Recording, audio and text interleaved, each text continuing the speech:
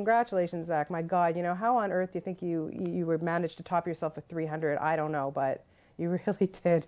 Let's go back a few years. I guess we have your mother to thank for your love for comic books. I think Explain a so. little bit. Yeah. My mother's pretty cool lady, slightly eccentric, and I was I was always in love with fantasy art, and she got me the subscription to Heavy Metal magazine, which is it's an illustrated sort of comic book magazines quarterly. It was at the time. I think now it's monthly, but so you'd have fall, summer, spring editions, and they came to the house. And she had no idea that it was an adult magazine. She thought it was for kids. So I was in love with it. I thought it was because it's dark and sexy and crazy, and I think it kind of twisted me a little bit. So where does your love for these graphic novels come from? I don't know. I've always been a fan of just I love fantasy art and sort of fantasy stories, and I love sci-fi, and so I guess it's just I like mythology. And then, of course, you tackle Watchmen, which has, been hailed as the holy grail of graphic novels. And you know that the fan base with this is just out of control.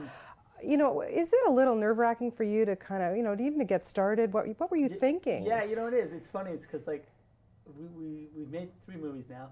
First movie we made, we, went after George Romero, and that was, death threats.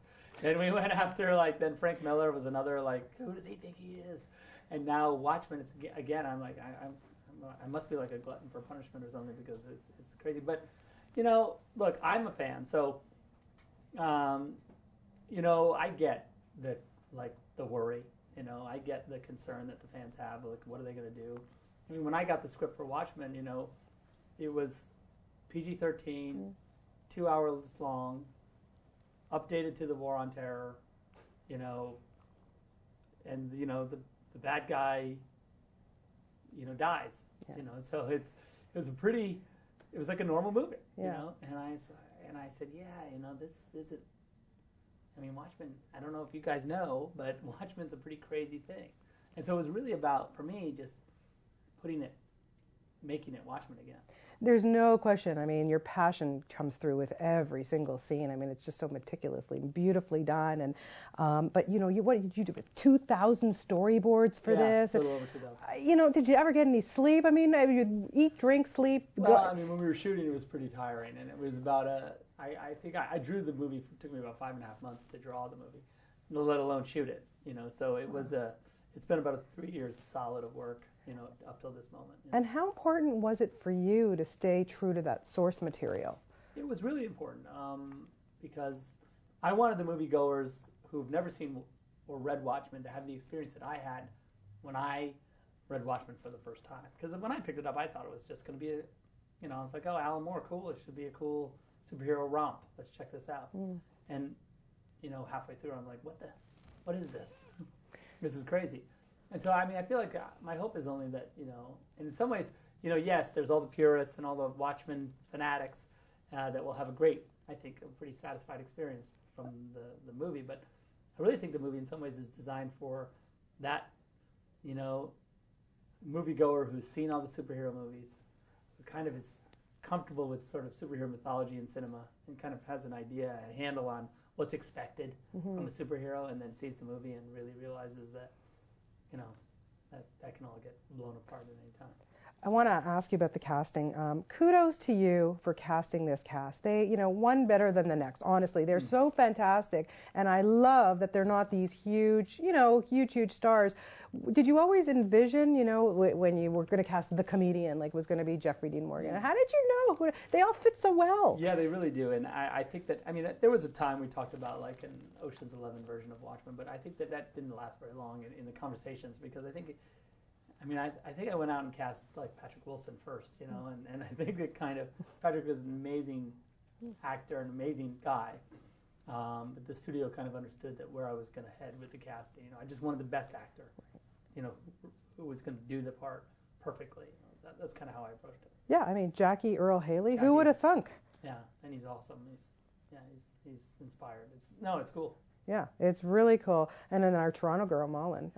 Wow. This is going to be huge for her. Yeah, I know. And she's amazing. An amazing girl. Yeah, fantastic. Did you think, there's such complex characters. I honestly don't know how you wrapped your mind around this. Like, I mean, we could talk about this for hours, but really, how do you break it down and make us feel compassion for somebody like the comedian, who we really shouldn't, you know? A lot of that credit's got to go to Jeffrey, just because he's so charming in his own way. Even though the comedian's like a horrible man, he smiles and like suddenly you think, oh gosh, maybe there's some glimmer of hope in there, or maybe he's misunderstood or he's confused. I don't know, but it's Jeffrey. I think because that's the correct response to the comedian is, I'm not sure how to feel about him, because he's a horrible man, but there's that little something about him that it's kind of hard to hate. Yeah. So I think that's fun. I mean, the studio asked me immediately, like, how am I supposed to feel about the comedian? And I go, how do you feel about him? And they're like, oh, I'm conflicted. I'm like, that's right. Perfect. That we shouldn't change him at all. But in mind with, shouldn't he either be, bad or good? We can't have him be both, can we? No, exactly. And recreating the sets and the owl ship and everything. I mean, how difficult was that for you? I mean, is it difficult? It's work, but it's pleasure all the way. I mean, I just, when we were doing the scene where Laurie's down in the owl chamber, like snooping around, and she pulls the canvas off the owl ship. I mean, I'm pretty much a dork, and when that scene happens, I looked at my friend DJ, who's the visual effects supervisor, and looked at each other, and I was like, that's cool, and he's like, that's super cool. Yeah. And it's just a stupid little thing, but I thought it was good. No, I mean, you can really tell you're a fanboy. It's great, and I think it comes through in the film. I have a couple questions that I've been asked to ask for you. In the Superman movies or Batman or X-Men, when they're men, real men, good prevails over evil, and that's never in doubt. Is that a concept that you wanted to adhere in The Watchmen? Well, I mean, that's a concept that we go right after, 100%. Almost in every moral decision that's made in the movie is ambiguous. Like there's another side to every decision that's made, and that's really sort of the point of it, is that that's not how the world is. I think when Alan wrote the graphic novel, it was all about, whose morality, is it? Like these superheroes can go out and like stop crime, and punish the bad guys, but who's deciding whose morality that is? And I think that shines a big light on that, and that goes all the way to religion and government and everything. Well, exactly. Like, who is watching The Watchmen? Yeah. I mean, who's policing the police? And that's sort of the big theme. Clearly, it's a big theme. It's like what the movie's about. Yeah, it really makes you think. Dave Gibbons has said that Watchmen wanted to explore simple questions with not so simple answers, like questions like, what if superheroes really existed? How would they really think? And how would they really affect the world? How does Watchmen answer these questions? I mean, I think Watchmen, it answers the questions hopefully by showing us like what a world would be like with superheroes in it, and not superheroes being in it and living within our mythology. It's a superhero living in it and changing our mythology to suit them, because that's what would really happen. We would service their needs, not them servicing ours, and that's just a fact. If you have someone who could, I always say, look, if Superman really existed, wouldn't he collect all the world leaders and put them in a room and be like, I'm going to find you and kill you if you don't behave, And I think that's a reality of having that kind of power, if he cared about us like he pretends to. And so I think that's what Watchmen does. It takes the concept of being a superhero as far as it can go, like all the way to the end. Like, if you could create world peace, would you? Mm-hmm. That's what it's asking. In the end, did you think that they were all psychotic or just sad souls? I think they're all sad souls. I don't think any of them are really psychotic. Maybe just because I love them, but that's like your kids, you'd say that.